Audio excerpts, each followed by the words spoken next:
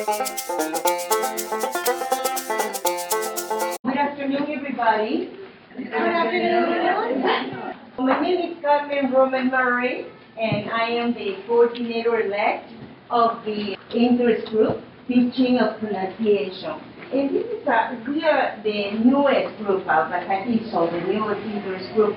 And we have the good fortune of having these three wonderful panelists here that are going to talk about pronunciation for our first sponsored panel on Bacatizo.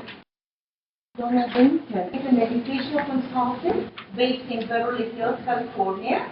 She has been a TESOL faculty member at the University of Southern California. Before that, she taught at the University of California, Los Angeles, where she was also the academic coordinator of the university's TSL unit for matriculated students.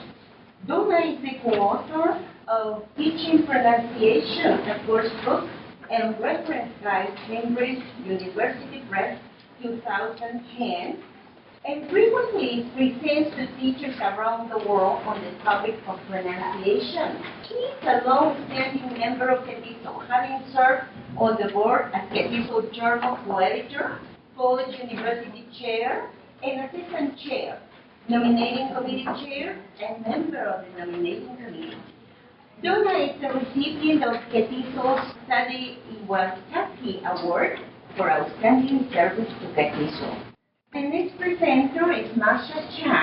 Marsha earned her BA and MA from Stanford University. She is professor of ESL at Mission College of Santa Clara. She is the recipient of numerous excellent awards.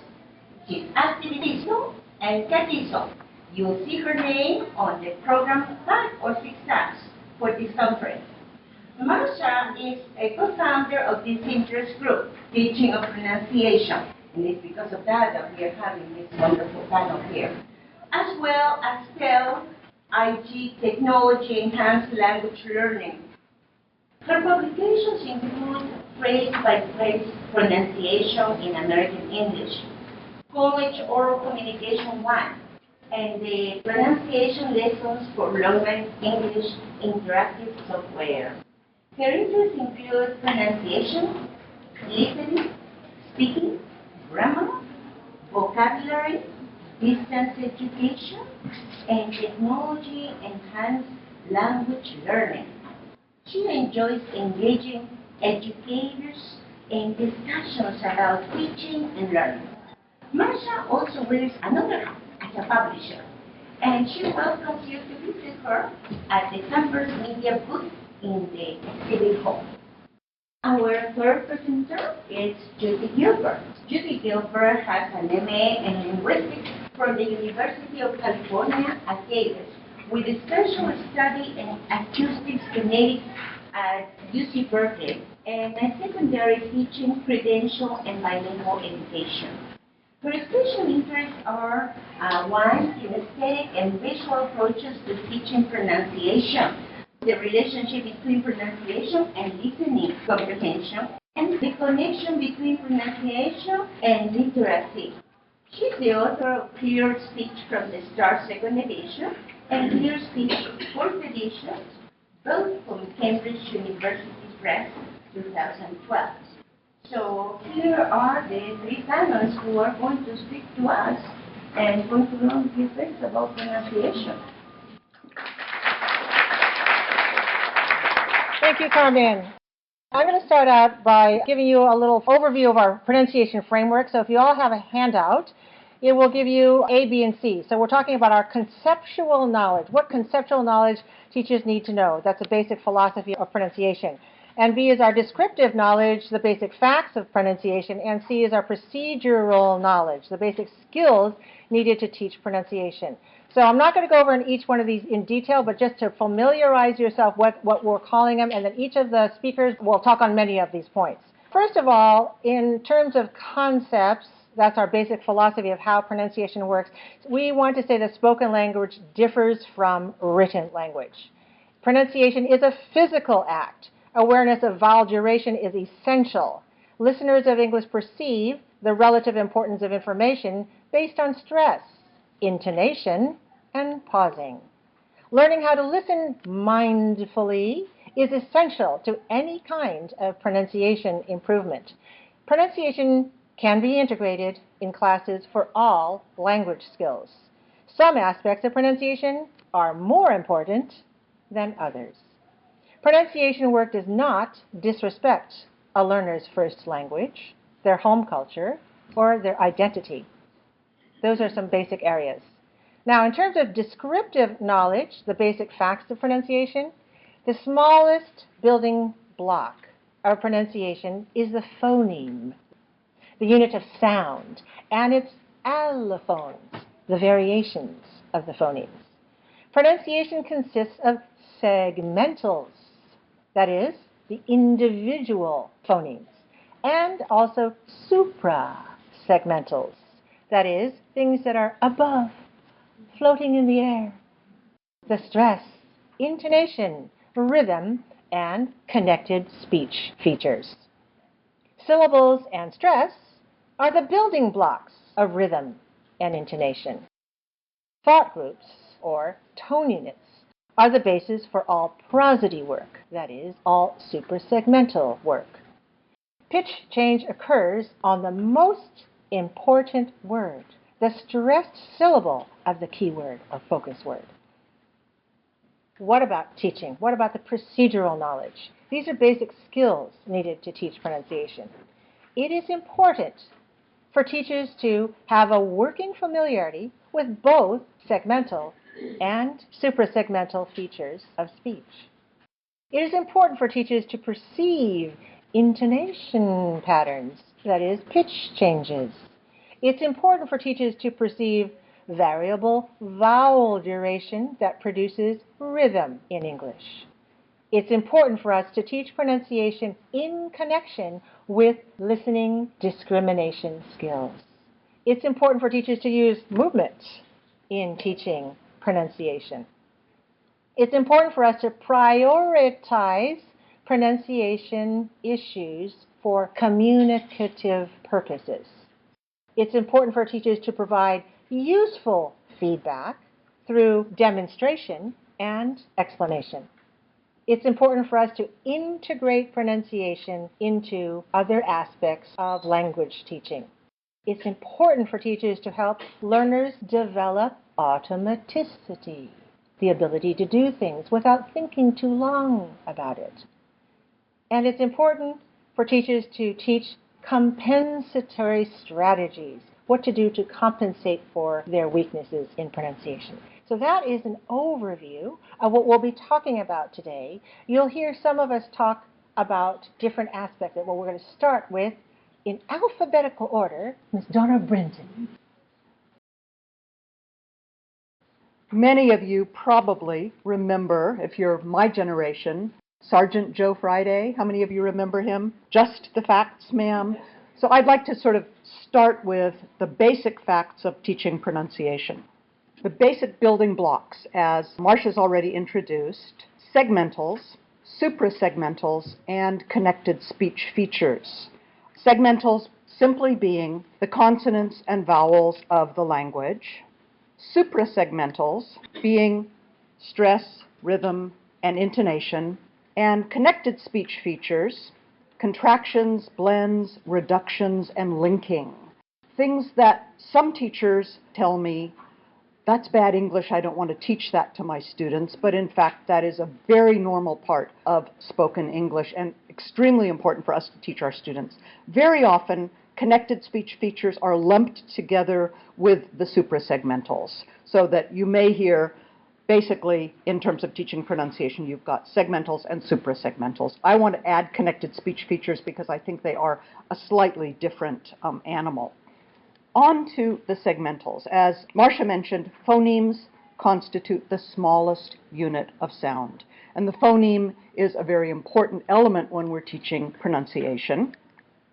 A phoneme consists of either a vowel sound, not a vowel letter, but a vowel sound, such as in, an, on, the I, a, ah, or I, a, in bit, bet, bat, but, and the consonants p, b, s in pet, bet, set, let, vet, get, or the final consonants in tan, tad, tap, tag, tab, and English, which has a great love of consonant clustering, so that you notice that we also have sky, sly, spy, spry. We have consonant clusters at the beginning and at the end of words, and these are a big challenge for a lot of students who come from a language group that doesn't have the same type of consonant clustering that English has. Languages which are consonant, vowel, consonant, vowel, consonant, vowel.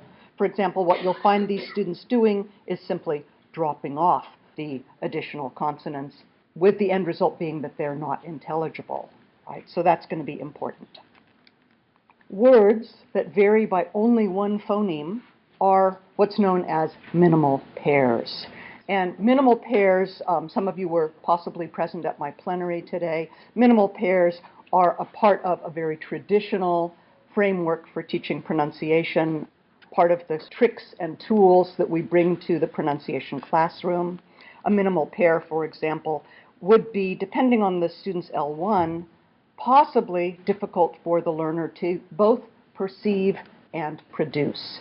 And usually it starts with perception. If they can't hear it, it's going to be very, very difficult for them to produce.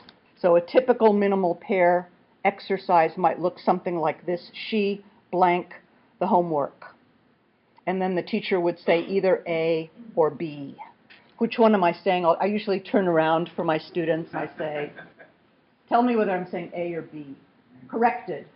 B. Corrected. B. Corrected. B. Collected. A. See, you're very good. Or let's blank the boat. Which one? Sail. B. Sail. B. Sell. A. Sail. B. Sell. A. These are fun for students, but doing more than 5 to 10 minutes of this can get very deadly boring. So use this technique judiciously. I think it's still an important part of teaching pronunciation to students, but again, in its own time. Okay. I wanted to also talk about the allophone, because it's very, very important to, as pronunciation teachers, recognize that we don't just have phonemes, but we also have variations of the phoneme depending on where that phoneme occurs in the word itself. So this is part of the knowledge base of the teacher. These are known as allophones. And I'm going to let you tell me about this. For example, if I say, what time is it? And we're looking at the T sound in 10 to 8, 10 to 8. Are those three T sounds the same?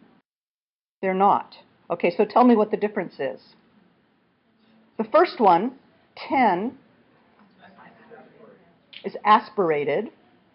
Okay. The second one, 10, listen again, 10 to 8. It doesn't sound like a T, it sounds like more like a D, known as a flap. And the very last one, 8, unaspirated, right? These are allophones. Or I could say, where are you from? Great Britain. Great Britain. What's happening to the T there? Is it aspirated? Is it unaspirated? Is it a flap?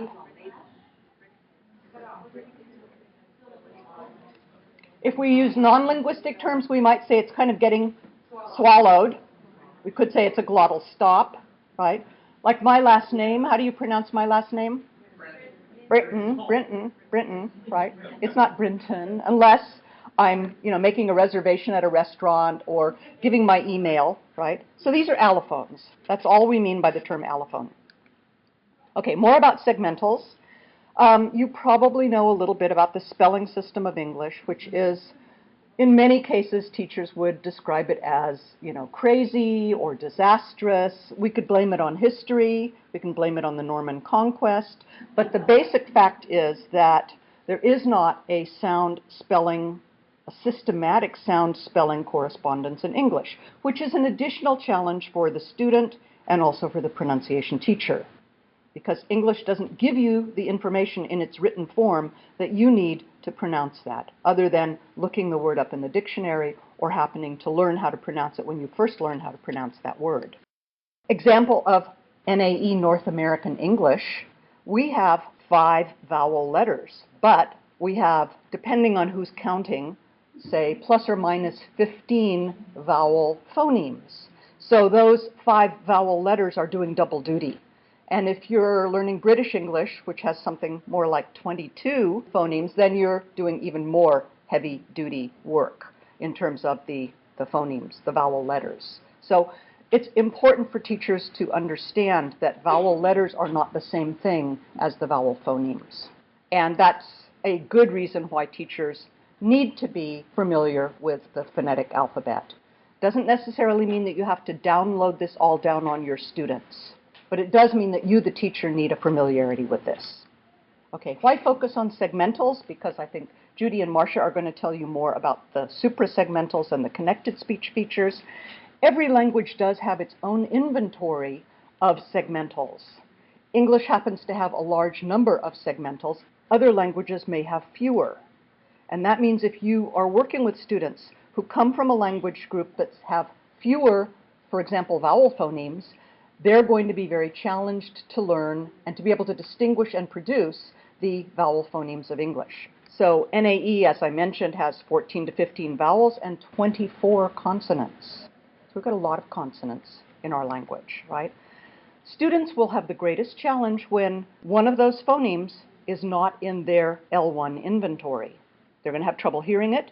That's why they can't hear collected versus corrected or sale versus sell. And they're going to have a lot of trouble producing it unless you give them the means, you provide them with the means to actually hear it and produce it. Example, TH. Your students will all say, TH is really hard for me. Why?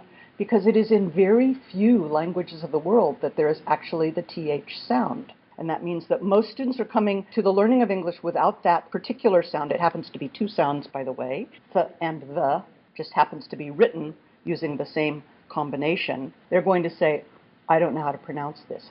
It may be that they can pronounce it, but they feel stigmatized. Students very often say, I don't want to put my tongue between my teeth and produce this sound because it feels strange, right?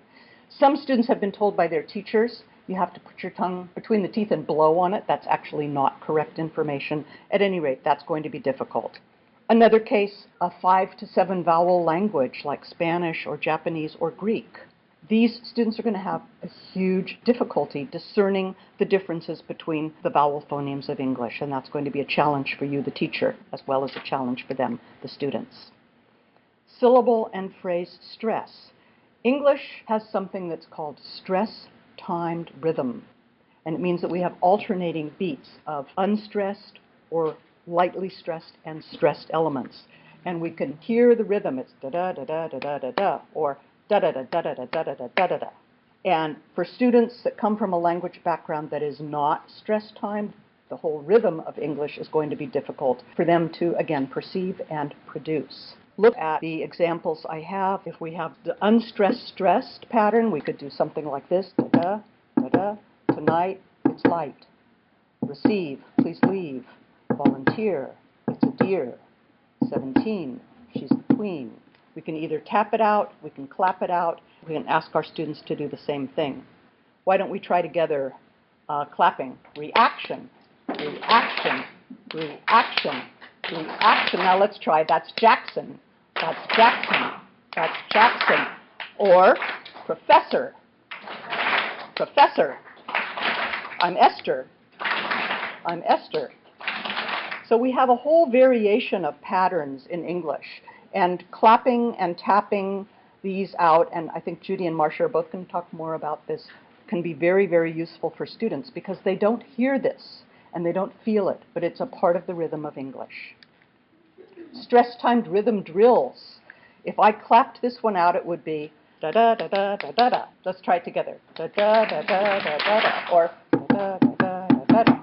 Da-da-da-da-da-da. Try, I need a pound of butter. Let me hear you. I need a pound of butter. I'd like to buy a sweater. You didn't close the window. He ought to buy a laptop. She doesn't speak much English. So getting students to practice these kinds of rhythm drills, it's eye-opening for them to even realize that English has this kind of stress-timed rhythm. Very, very important, especially if they come from a language background that isn't stress-timed, right? Okay, thought groups. Phrases are divided into thought groups, also, as Marsha mentioned, known as tone units, and these are the basis for all suprasegmental work. Each thought group has one main focus word. So when we divide a longer utterance into thought groups, and in writing we would use commas or some other form of punctuation, but in speech we use pauses in between the thought groups, one of those words in each thought group is going to receive the major emphasis. And thought groups can govern meaning. Here's two thought groups. John said, the boss is stupid. Or three thought groups. John said the boss is stupid. Is there a meaning difference? Sure. So thought groups can convey very different meanings. Thought groups are an important part, and students need to be aware of this as well. This is not always something that you find in your pronunciation textbook. Depends on the book that you're going to be using. Okay. Each thought group, in addition to having a focus word, has an intonation contour of its own. It could be rising or rising-falling intonation, depending on the meaning that's being conveyed. And the pitch change, the up or down movement, is going to coincide with that focus word. Here's the famous JFK quote, "Ask not what your country can do for you." What's the focus word? You. Where does the pitch change occur? On you. And is it rising or rising-falling? Why? So I'm signaling that I'm not finished, or JFK was signaling that he wasn't finished, that there's another part to this, which is ask what you can do for your country. What's the focus word? Where's the pitch change? Rising or rising-falling? In this case, because it's the end. We're making a statement here. Moving to procedural knowledge, which is the basic skills we need to teach pronunciation. Having a working familiarity with segmental and suprasegmental features of speech includes knowing about the following. Most of the things that I've already mentioned. So teachers need to know about vowels, diphthongs, vowel duration, and again, Judy and Marsha are going to talk more about this, consonants, positional variation, the allophones that I talked to you about already, consonant clusters, which I mentioned previously, thought groups, word stress, phrase stress, focus words, intonation contours. These are all part of the knowledge base that teachers need to have in order to be able to address pronunciation in the classroom. And that's what our purpose today is, to say, what are the essentials that you need to know to go into the pronunciation classroom and teach? I would like to say that teachers also need familiarity with the basic articulatory phonetics and with the articulatory system to be able to explain to students, particularly in terms of the segmentals, how to produce a th or a v or a b or an e versus I. Very important to be able to explain to students what you do with your articulatory organs in order to produce these. So this will help you. It's a tool for you, the teacher, to use with your students. Understanding the interdependence of word, pitch, intonation, and meaning is very, very important. So if I say, I'd like a small scoop of vanilla, what am I saying? A or B? Not a big scoop, right? Or, I'm going to Paris next month. I'm going to Paris next month. Not this month. She has 4 hens. She has 4 hens. Not roosters. I have a Mercedes SUV. Not a BMW, right? So where we put the focus and where we affect the change can also affect meaning. Okay, intersections with listening. If I said, for example, you can't park here. Watch out, you'll get a ticket. What is the second word in the following utterance? What does he think about it? As native speakers, you're identifying does, but it could just as easily be as, because we're talking about reduced forms here. Tone units. Do you want coffee or tea? B. That's B. What about, you want coffee or tea? You want something to drink? Right? Big differences in meaning. Again, very difficult for non-native speakers to distinguish. What about the last one? He didn't steal the money. I suspect that she did. He didn't steal the money. C. Yeah. Okay, so again, here, stress, signaling a change in meaning. Okay, integrating pronunciation. Most of us don't have a class dedicated solely to teaching pronunciation, which is all the more reason why it's important to integrate pronunciation into all of the classes that we teach, right? Vocabulary is an obvious one, because when you teach vocabulary, you need to teach the segmentals that are important for making the distinction of that word, and also word stress patterns, very important. Listening, speaking, grammar, all of these have pronunciation components, and it's pretty easy to integrate pronunciation into any of these classes. When all else fails, and Marsha mentioned this one, compensatory strategies. I'll tell a quick story. I had many years ago a student named Sam who was an import-export merchant, and his main product was silk flowers. And he came to my pronunciation class because he could not pronounce silk. Can you imagine how he pronounced it? He pronounced it as an LK at the end. It has a consonant cluster that was difficult for him. So he did the logical thing. He omitted one of those, and he was saying, I have sick flowers. And his customer said, not interested. So he took my pronunciation class. I was not a great success. We didn't manage to get him to really pronounce silk in a totally intelligible fashion, but he did learn a compensatory strategy. I have sick flowers, S-I-L-K, compensatory strategy. Yeah. Another story, a friend of mine that dines with me frequently has two beverages of choice, green tea and water, which he pronounces usually wata or water. And they always say, huh, what, excuse me? What would his compensatory strategy be? He could slow down a little bit. He could repeat something like, water, I'd like some water, please. Or using contextual clues, could I get some tap water, please? To give a little bit more context there. Find a synonym, circumlocute.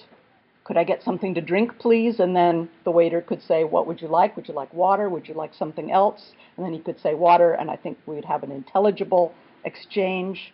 Or using gesture, need something to drink. Okay, I'm going to turn it over to Marsha. Well, we all know spoken language differs from written language, and we have a little preview of that already about the vowels, don't we? So a lot of people say, how many vowels are there in English? And we say, there's A, E, I, O, and U, and sometimes Y. And so when they come to your class, when you're talking about pronunciation, you have to say, that's very good, those are written vowels. When we're talking about pronunciation, we need to remember that we have E, I, A, O, U, I, O, all the vowels that we have to pronounce. And we only have 5 vowel letters in written English, but we have to represent that. And we have to learn some different strategies for how to pronounce what we see written and try to translate that from the written to the spoken. For example, do you have any students who look at a word and go, let's stomachache? I've got a bad stomachache. Well, yeah, you really hurt. You make me sick just thinking of you. When we have this word stomachache, it is very difficult for people who are learners from the written word. When they see the written word and they want to try to translate that, interpret it, then they come up with some soundings like that. So we have to break it apart for them and say the CH usually sounds like ch, as in chan. But not always. Sometimes it's as in chemistry. So we have to give them some help on that. When you look at this, you see all these different words. Where did you want to go? But how do we actually say this? Where do you want to go? Yeah, we say, where do you want to go? Right? We say, where do you want to go? It's all like brrr, all one word. It sounds like it's all linked together because it is. It is reduced. So we have to help them with their listening. We have to teach the reduction. And I have, as my colleagues have worked with people who said, you're not really going to do that. I said, well, that's the way we really took. I don't speak like that, they say to me. And I say, well, if you listen to yourself, you actually do. You're just not aware of it. So native speakers sometimes are good and sometimes are not so good at helping our learners because they think they are supposed to teach them one word at a time. But then nobody else speaks like that. So we have to teach them that words are reduced and linked together like that. And so where did you want to go can also be where did you want to go? So we can make it even shorter than that. How about this one? Where do you want to go? All right, so you see, the faster we speak and the more relaxed we are, this is a normal way we speak when we're not at the podium speaking individual words. We're speaking all these words during. Okay, what do we have here? G-Jet? G-Jet? Yeah. Have you ever asked anybody G-Jet? G-Jet? Right. Okay, so a lot of our learners think, oh, I haven't the faintest idea what this person said, because they're all linked together, and we've dropped a lot of words and consonants from the speech. Also, we want to know that written language differs heavily from spoken language. A former bomb technician, whom investigators said they identified after obtaining reporters' phone logs, agreed to plead guilty to leaking classified details about a foiled bomb plot in Yemen, the Justice Department announced. Okay, that's a really long sentence, wouldn't you say? If you are going to tell somebody about this, would you tell them this whole sentence? No.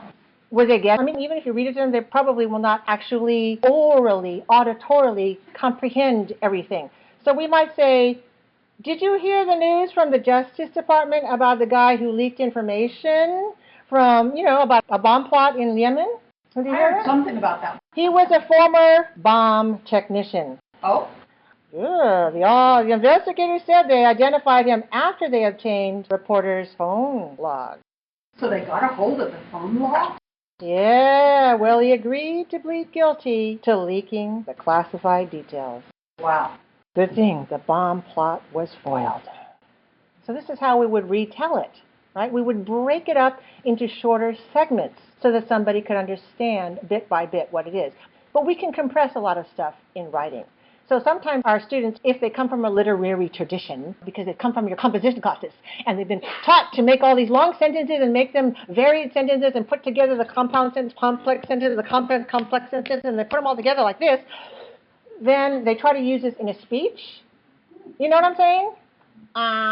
It goes over the tops of the heads of the listeners. So we have to tell them if they're going to give their information orally, they need to break it back down into shorter segments like that. Okay. Pronunciation is a physical exercise. Some of you know that I have a pronunciation doctor website, and I'm going to show you just one of my many videos. Now, first of all, we're going to feel the sensation of vibration by starting with the vocal cords here.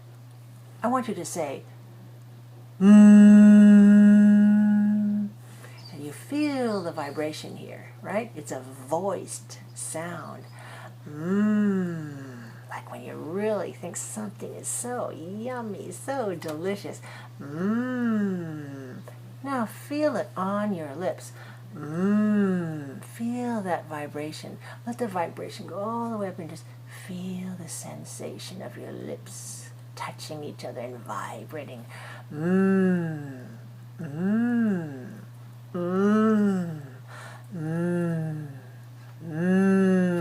Oh, look in your mirror. Think delicious thoughts. And feel the vibration. All right, that was pretty easy, right? Oh yeah, it was. All right, now let's do something a little bit harder, but not too hard. And that is vibrating the lips against each other. We'll do a little more. We'll take your lips and your fingers and kind of stretch them out and say, okay, now lips like clay, okay? Just clay. And then, if you need, you can put your fingers here and here to push your lips a little bit forward, okay? Let's try that. And then we're going to take a deep breath, vibrate the vocal cords, and blow out this air. So it sounds like this. Yeah. More. Yeah. That's one more. Again. Here. Big breath.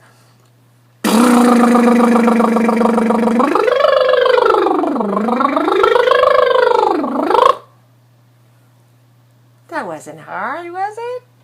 Oh, was it? Okay, so don't do a dry version. If you do a dry version, that's doing it without any vibration. So make sure you're vibrating here and sending that vibration all the way through to your lips. It's a lot easier that way than when you do it without vibrating your vocal cords. So let's do the easy way. Vibrate your vocal cords and let that vibration move all the way to your lips. All right, take a big breath.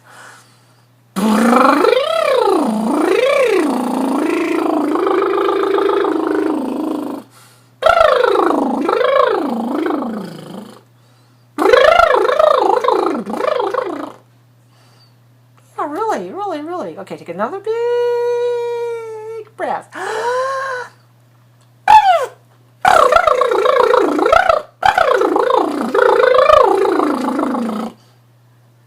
Good.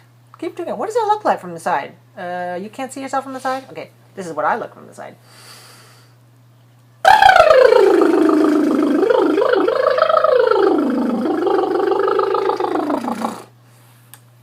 Well, that's how I look. What about the other side? I'll give it a try. Big breath.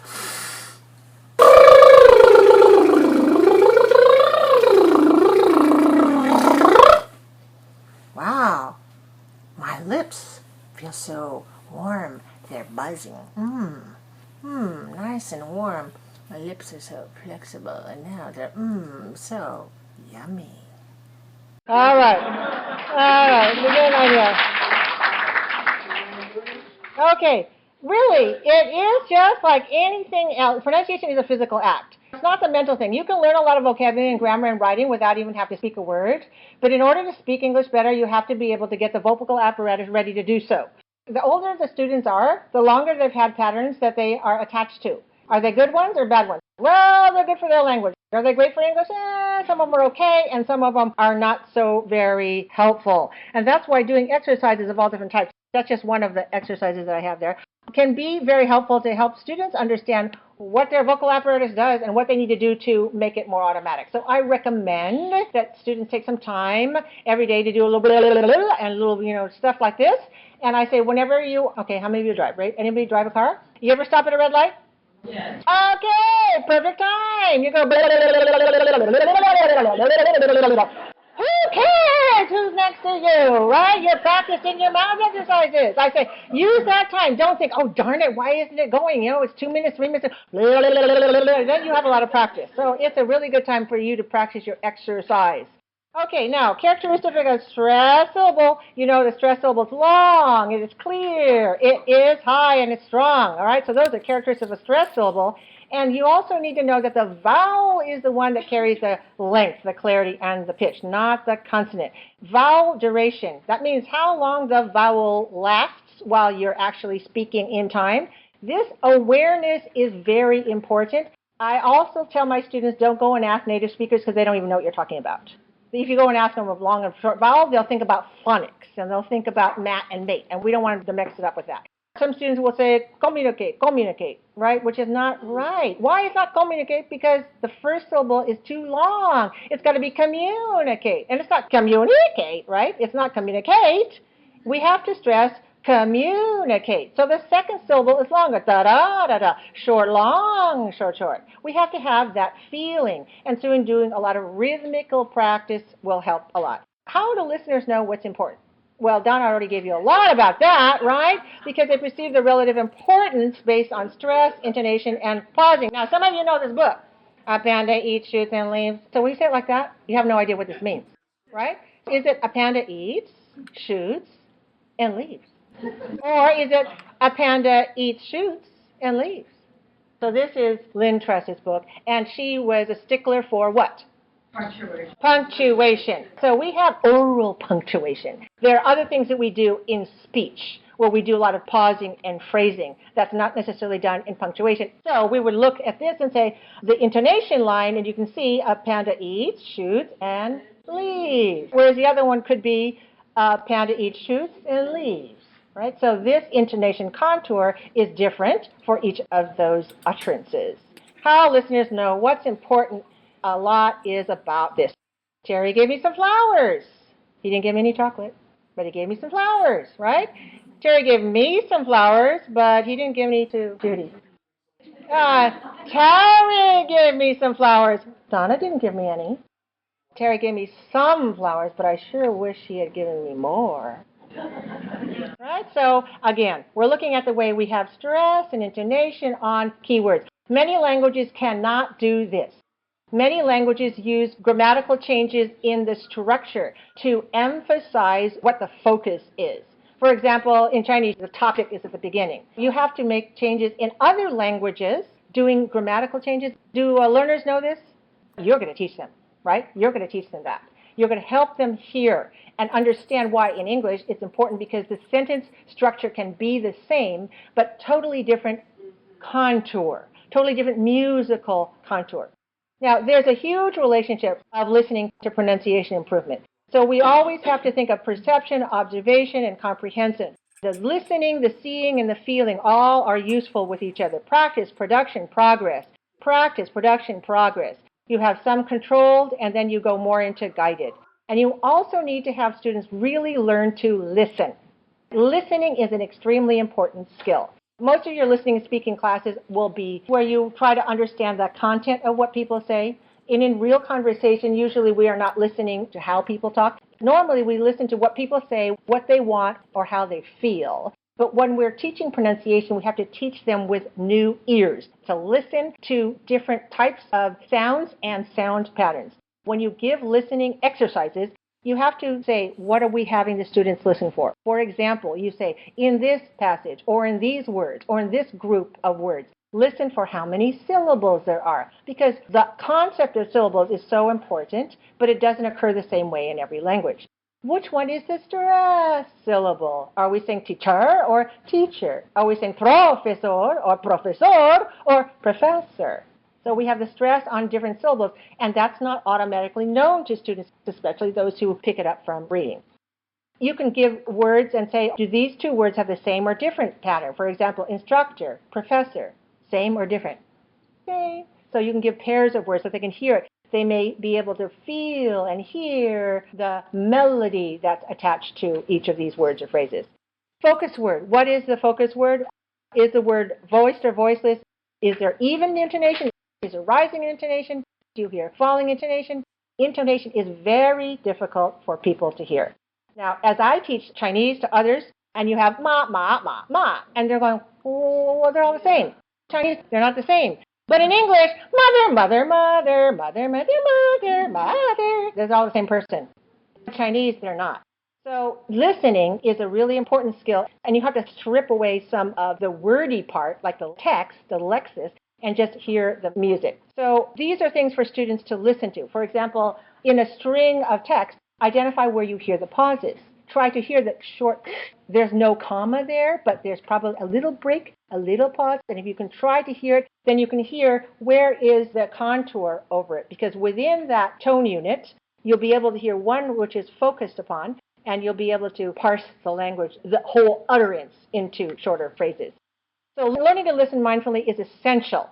It's essential for any pronunciation improvement. One of the things that's important to do is to tell your students, listen and don't repeat. What? Wait. Did you just say listen and don't repeat? I said that. Because usually in their classes, listen, repeat, listen, repeat. What happens when they listen, repeat? If they already have something stored in their brains, what happens? They just bring that out. And sometimes whatever comes out is okay, but sometimes it's really not good. Just listen. Just observe. Just perceive. Just try to sense and feel it. And your turn will come for listening and repeating. Because then you are trying to clear out whatever you have already. All right? So it's important to really focus on listening as a skill in addition to pronunciation. Accent, everybody has an accent. Accent is linked with your personal identity. English learners want to be understood, right? They come to you as a teacher because they want to be understood. And most students will say they would like to speak better, right? Sometimes people who are not English teachers will think that people like me are looking down on somebody by telling this person how to speak better. And I have to think back because maybe they're feeling sorry for this person because they're thinking, oh, they're being corrected. And I have to step back and say, well, this person is in my class because, why are they in my class? They're going to learn better. Right. One of the things that's happened is a shift in the terms like accent reduction, reduce your accent, take it away, move it away. There is more of a movement into talking about accent addition. At my school, it used to be called accent reduction when I arrived, and I changed it to accent modification. Why? Because I can modify my accent too. If I want to speak this way, I can speak this way, and it's another accent, right? And I don't feel very comfortable speaking this very often, but, if you want me to speak this way, I can do that. In different environments, a person can speak in different ways.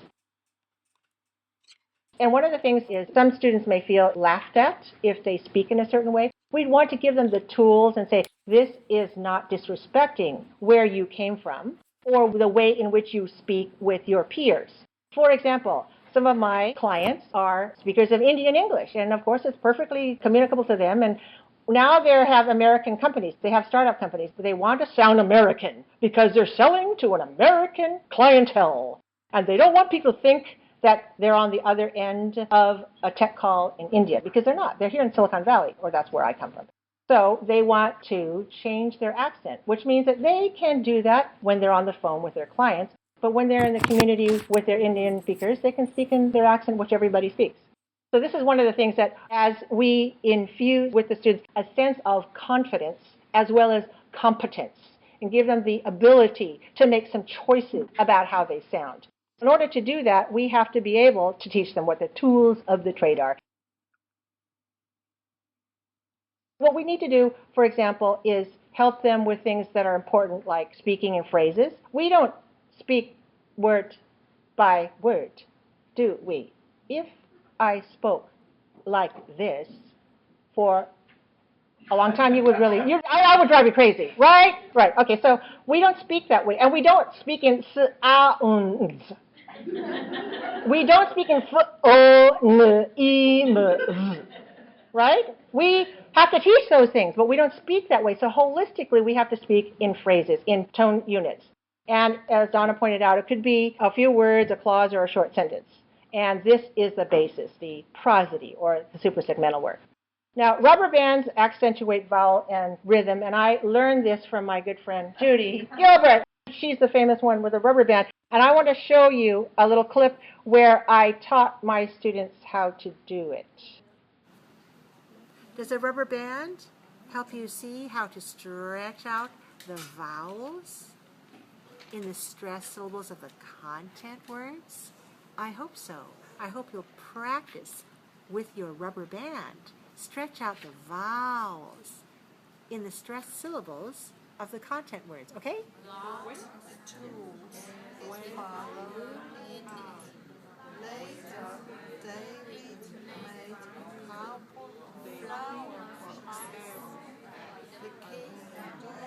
Their mother picked some corn and tomatoes and took them to the house.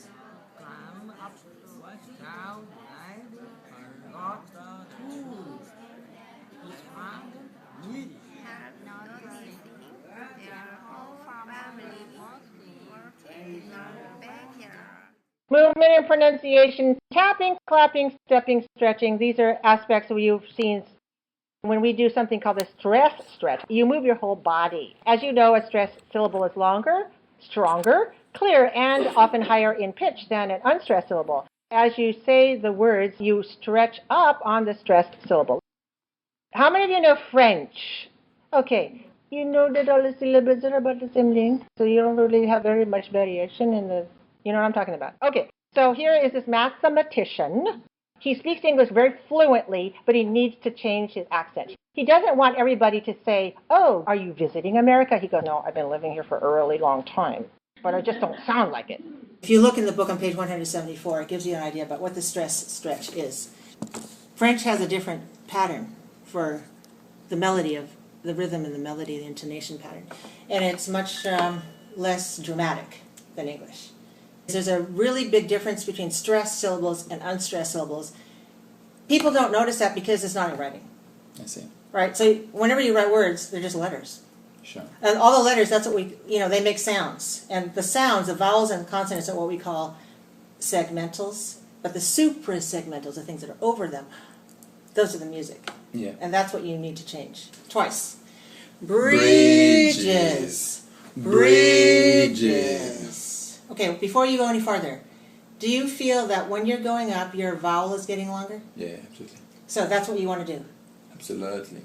Yeah. Absolutely. Absolutely. All right, so Pronounce. pronounce. Now, did you hear him correct himself? Yeah. What did he say? I said, did you feel the vowels getting longer as you stretched up? He answered, absolutely. Absolument. Absolutely. And then when I did another round of turn taking, did you hear him correct himself? Yeah. He said, absolutely. These are just some examples. You'll find more examples of words with different syllable stress patterns, such as these.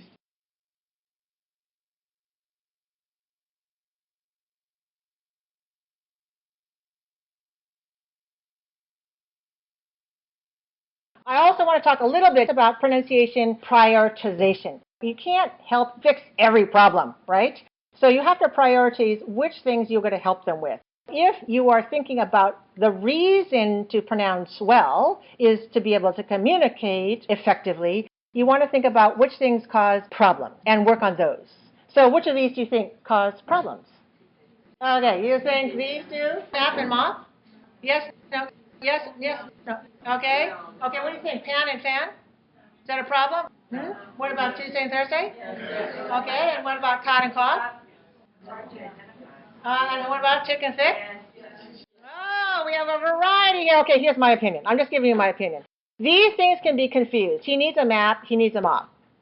They can be confused. They both belong to the same category as a noun. I bought a pan, I bought a fan. They have the same function. You can fill in this slot. So that is a problem, right? Tuesday and Thursday. I see on Thursday. On Thursday? The Thursday before Wednesday or the Thursday after Wednesday? I can't understand what Thursday you mean. So that's really, it's not a minimal pair, but you know that our students have difficulty with those two. So that's important to distinguish. But, we're not going to confuse she caught it and she caught it. I say caught. Some people say caught. And there's a vowel shift. I won't go there. But I want to tell you that one is a noun, one is a verb. So we don't really mix them up in a sentence, right? And it's very thick and it's very thick, but we're not going to mix that up, right? I thank you, right? Teach them how to say thank you and then say thank you, teacher. Yeah. It's not communicative error there. So you don't need to spend as much time on that. If you understand the basic facts of pronunciation and you listen and perceive and analyze the pronunciation that interfere with communication, prioritize the aspects of pronunciation for a student to work on, and then describe with your words and demonstrate with your actions how to approach the target sound, then that's the way you can give useful feedback. Thank you.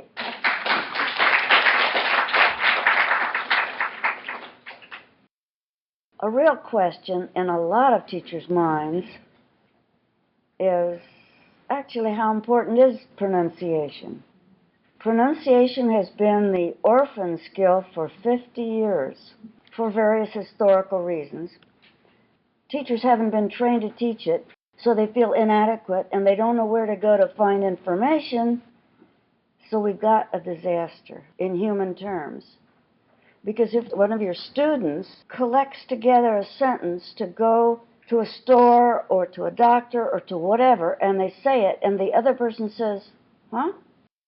Or they say it, the student says it again, and the other person frowns and says, could you repeat that? There'll never be a third opportunity because it's too embarrassing. It's embarrassing for the listener to say, I don't understand your pronunciation because that's rude.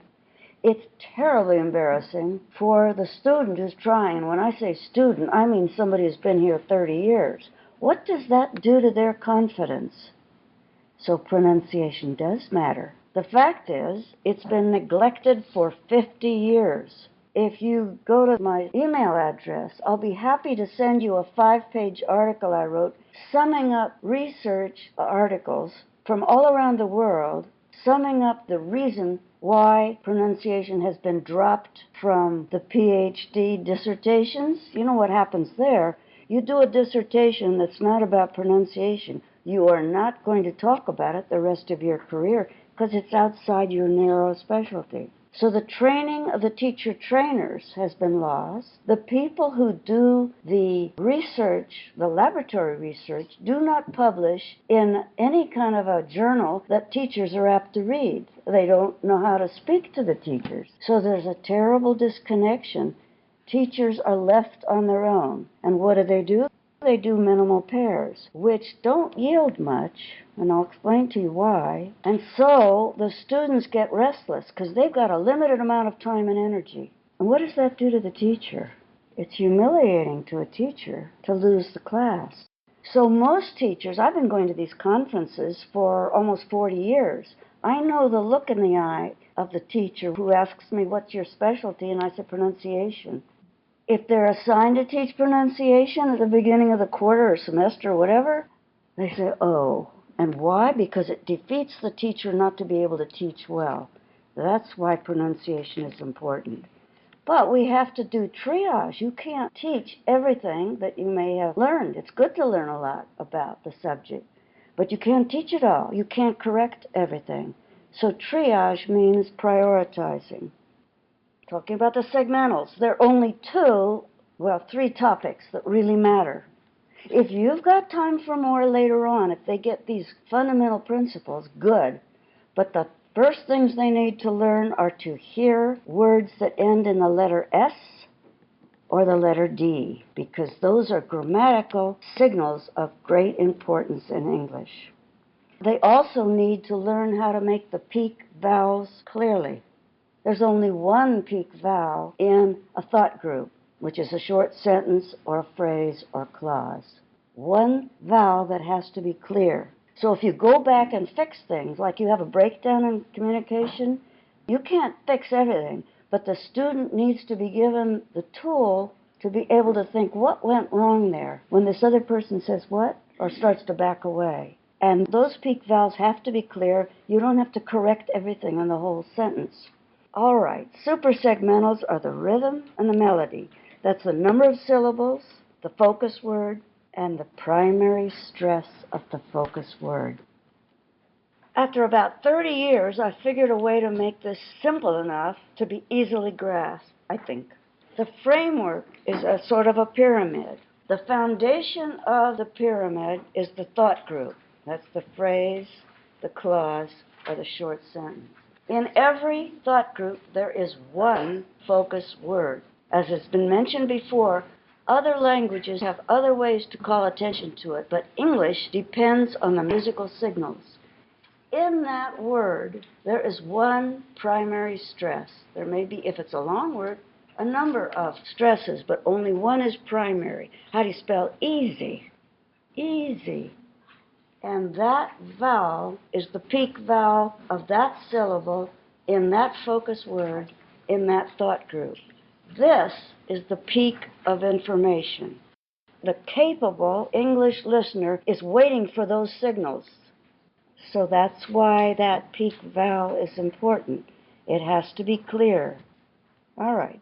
Here's the problem. They all happen at once, this pyramid. All these signals occur at the same time, and they're interrelated. And we can't teach them all at the same time. That's not possible. So what's the solution?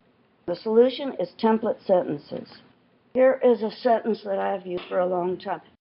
How do you spell easy? They have to hear it a lot, not slowly, because that'll break up these musical signals. How do you spell easy? How do you spell easy? How do you spell easy? How do you spell easy? How do you spell easy? It doesn't matter. You're trying to capture their attention so they hear it over and over. And then you're going to ask them to repeat it. I call this quality repetition because it's not like reading a series of words that people fog out and think about something else. You need to keep them gripped so the whole group is saying this, and then half the group, and then half the group, and a little group, and a little group, and then everybody, so that it's thinking deep into the long-term memory. Now, what's the purpose of repetition? It provides accurate timing context for individual sounds. You actually cannot really efficiently learn to make a target sound if you're not using the target rhythm. And why not? Because the timing's off for that sound. You can't make clear Spanish sounds speaking in Portuguese rhythm. Each language music works differently, and that's why they need to get this musical aspect of the rhythm. There's another advantage to having a template sentence that's deep in their memory, so they don't have to hear the teacher or turn on the recording. They've got it in their mind. It helps fix standard word order. For instance, how do you spell easy? Not how you spell easy. Have you heard that word order? Or what means easy? It helps fix not just the music and the sounds, but the word order. You get a lot out of this kind of thing if you've got good practice of template sentences. All right, and another thing about choral work is that everybody assists each other. You get support, as if you're singing in a choir. You get support for the rhythm. If you call on one person at a time, it all disintegrates because of tension. So this is better done in groups. I call syllables a building block of rhythm and intonation.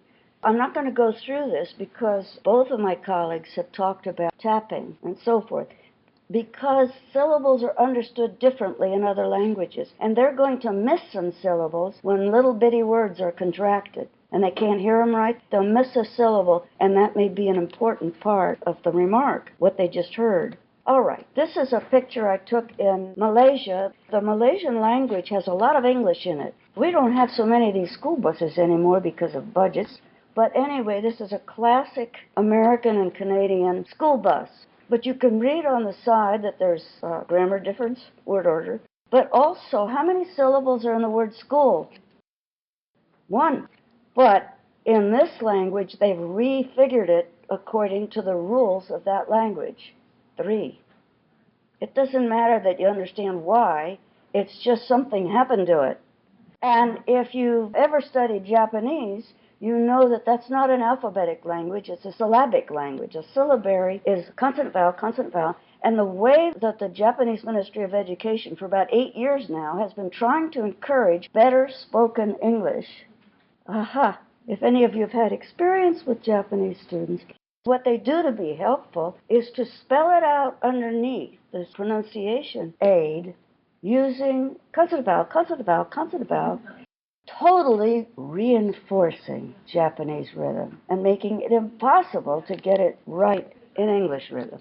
I just read an article by somebody who was researching there saying, this is a disaster. She's right.